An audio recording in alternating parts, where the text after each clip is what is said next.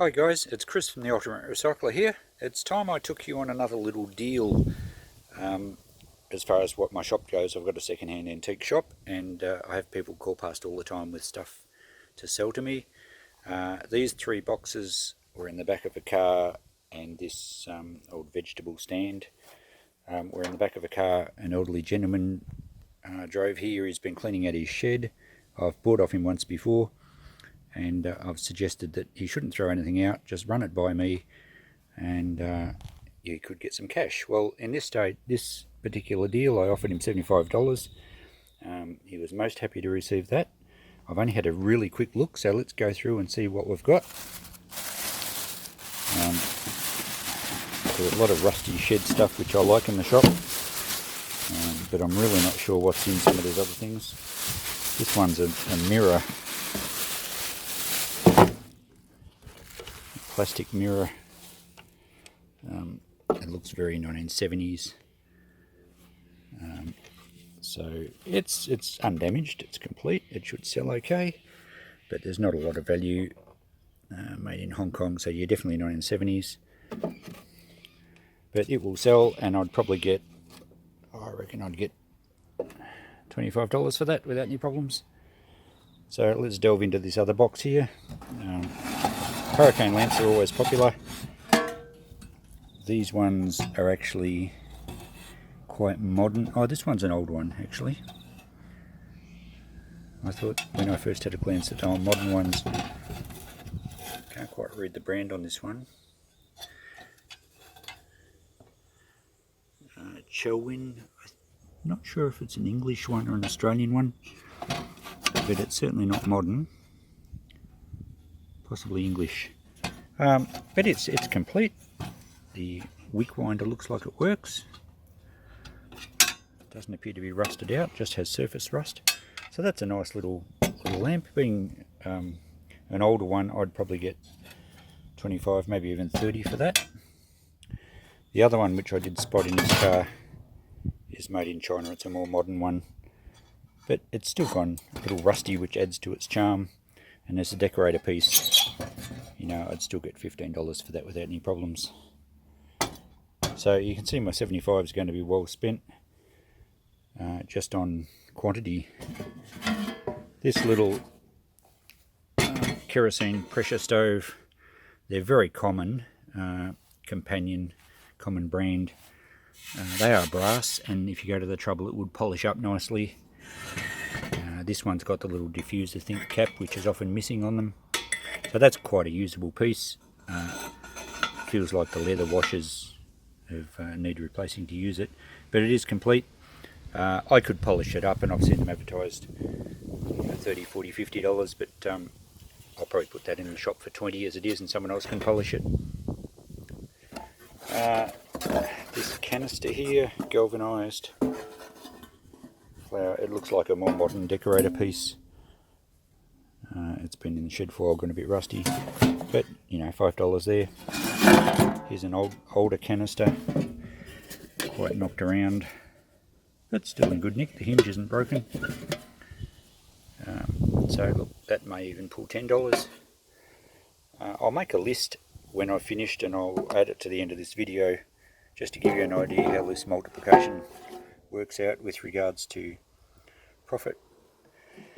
McRobinson's tin, an Australian tin, a little rusty but still quite cute, probably 1970s.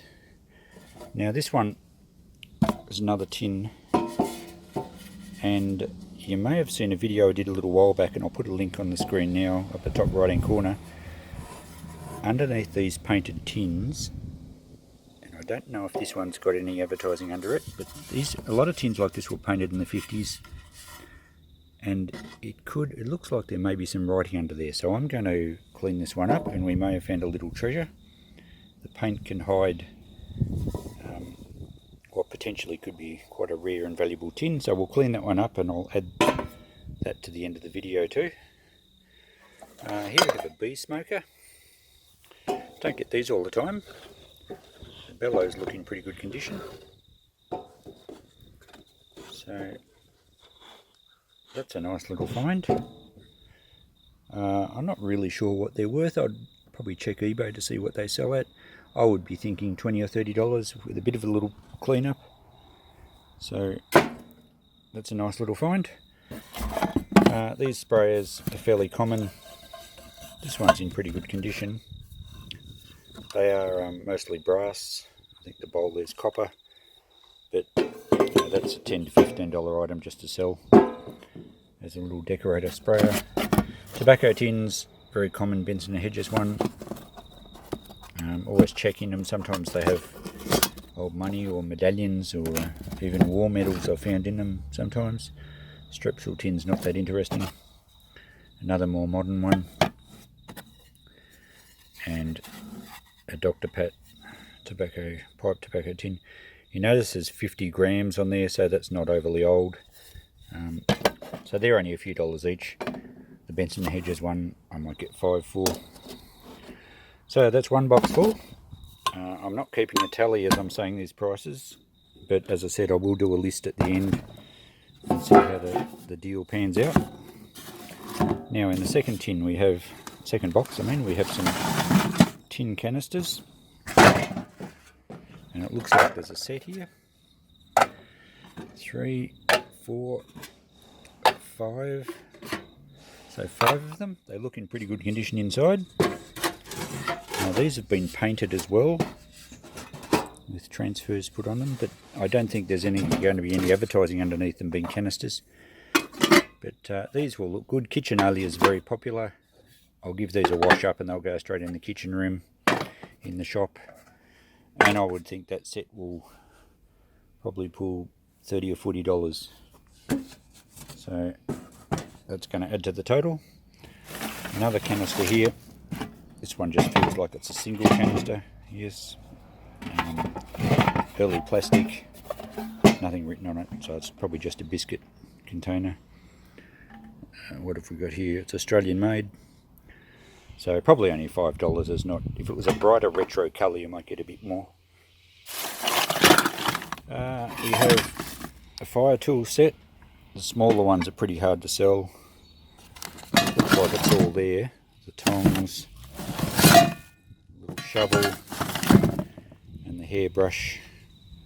So it's a complete set, and the poker. So that set should pull about $20 being complete, and the brush is still okay. So that's okay. Another sprayer. These ones are very sought after if they've got advertising on them. This one's just a plain one, but you know, $5 or $10 again.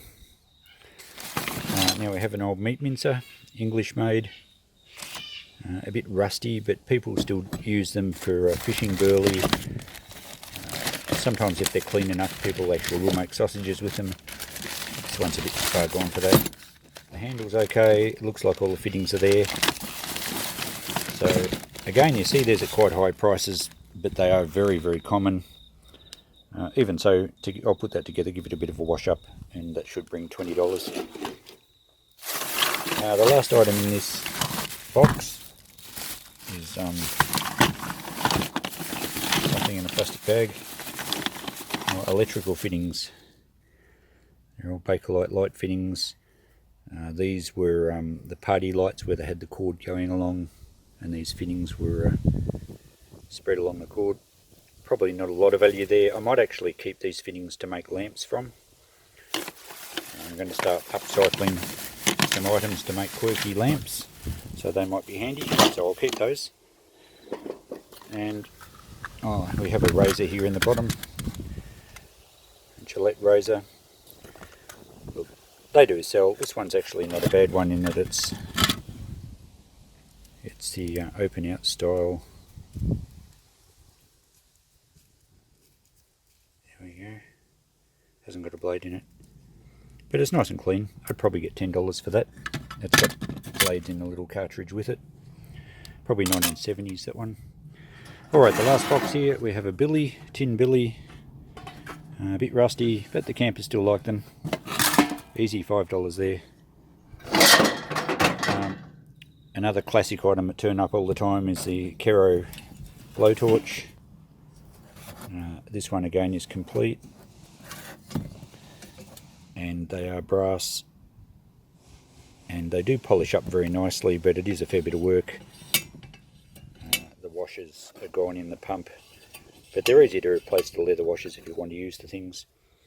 These hooks on the top here were for a soldering iron, just sit in those brackets there, and the copper end of the soldering iron hangs in the flame.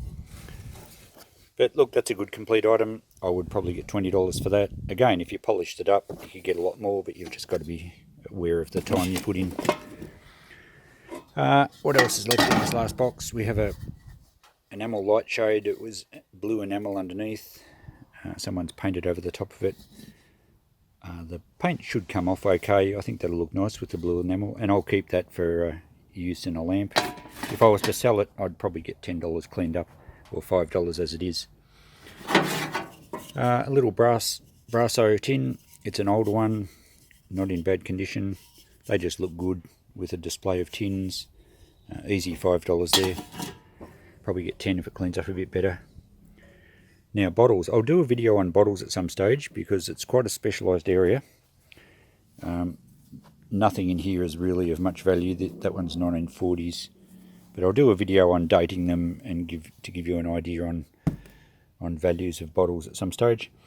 These ones will have a really quick look through. It's 1960s, plastic lid, no good there. A modern Coke bottle, straight in the recycle bin with that one. And the rest of the ones in this tin,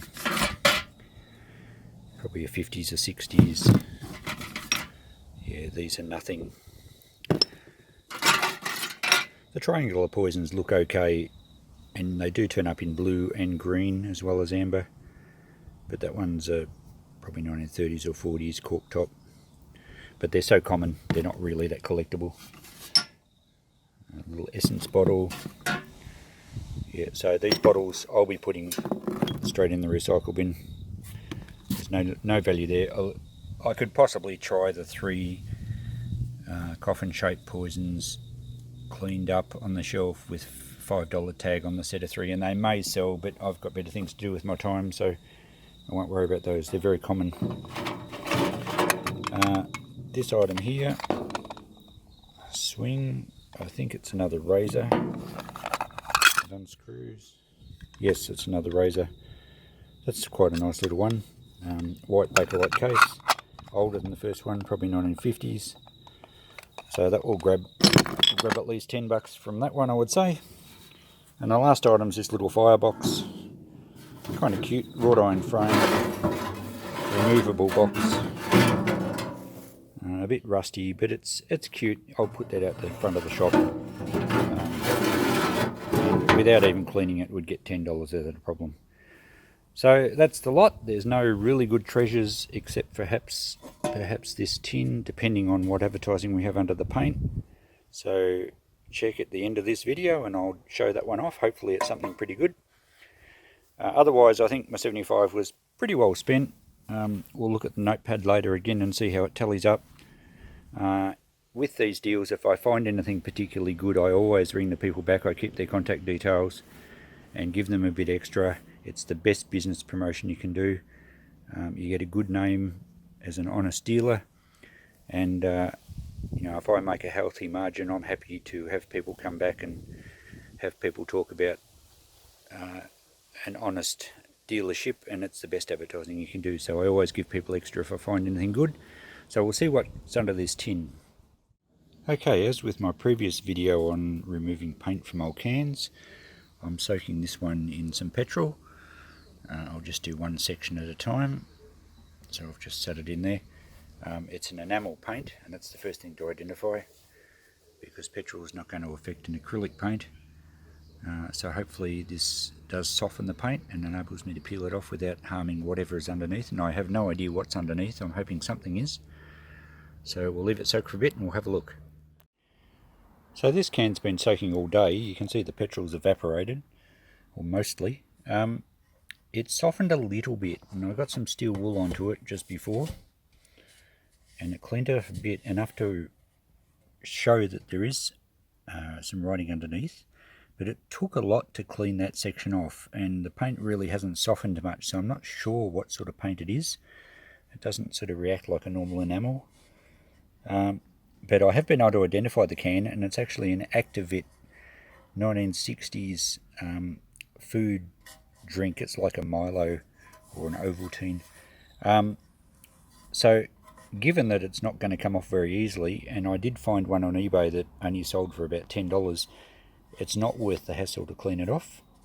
So I'll take this can out of the equation for this deal, and I'll use it just to experiment with various solvents, and I might try some paint stripper and just see if it's going to work to get the top layer off without harming the advertising underneath.